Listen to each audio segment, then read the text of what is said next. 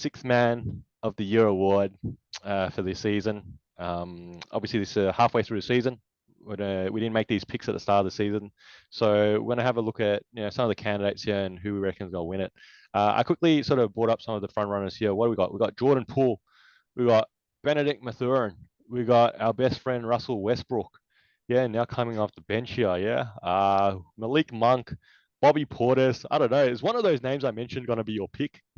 Hey, No, no. no, Actually, no, I no, also no. looked at the odds to try Yeah, to figure out what I was going to do, and then I steered in a yeah. different direction. You steered in a different direction. That feels dangerous ground here, man. Look, I think at the moment this race is probably wide open. This one's probably a real hard one to pick. It's funny how each of these players that so far on this list here are probably, how can you put it? Like they're probably hot and cold on any given night. And maybe that's in part the six-man role. It can be quite challenging. You come off the bench, maybe you have to get into the flow of the game. You may not necessarily always play, I don't know, as many minutes as consistently as you sort of envision night to night as a starter, perhaps. So look, I think I'm just going to go pick here because I think it'd just be nice to give this dude this award. In fact, I don't know how many former MVPs win the Sixth Man of the Award as well. So I'm going to say, why not give Russell Westbrook the Sixth Man of the Year award? Look, the dude, clearly can't shoot still. He clearly doesn't really actually impact winning, but he gets his stats. And now he's doing it off the bench. And I guess by doing it off the bench, he qualifies for the Sixth Man of the Year award. All right. So I really wanted to go on a bit of a stance of just because Westbrook, who is clearly an MVP caliber, all-star caliber, historical player, is now coming off the bench instantly. Like we're surprised that he's going to put up good stats.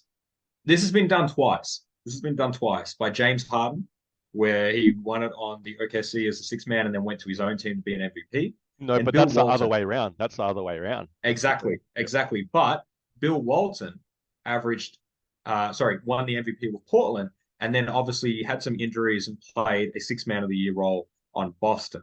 Right now, the difference between Boston then and Lakers now, Boston I think won the championship or were in contention with the championship. Lakers aren't doing anything. Now you're right. This race is wide open, and in 20 games it could be drastically different. But I don't want to give it to Westbrook because all he's doing is doing starter stuff off the bench. And there are other players that are more deserving. So who am I going with? I'm going to go with Malcolm Brogdon, right? The Boston Celtics are already a good team, but he is coming off the bench, was the big trade piece from the offseason, has managed to stay on the court and play games for them, and is doing what he does, averaging about 15, 4, and 4, right? While shooting at a very good clip. He has a decent win share percentage to him. He's fit in seamlessly with what they're doing. And Boston is number one in the East at present. Is it the best pick for it? It's so open you could make a case everywhere. But I think for what is the true essence of the award, a bench player who comes in, has a high impact on their team's success, I think Malcolm Brogdon is your current guy. Feels like we need to pull some win shares out or some shit, right? And The win shares 3.2. I guess look, there's these players all, which is sort of the nature of this role, isn't it? They feel that player that comes off the bench sort of takes the key role in the second unit, sort of plugs that hole in that first unit when they're sort of resting one or two of the starters in that sense.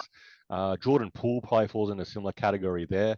And all the stats are quite similar. So it could go any way. I think I could go any way. I think if you're going to put money on this one here, despite the odds on some of these names at the moment, you probably feel like you might win or lose your money depending on you know how it really shakes out. So should be interesting to see. Yo, this is Two Guys with Spare Time. I'm Faz, this is Nick.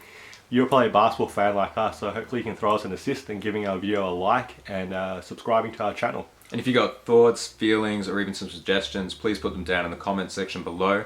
And thank you for using your spare time to watch us in our spare time.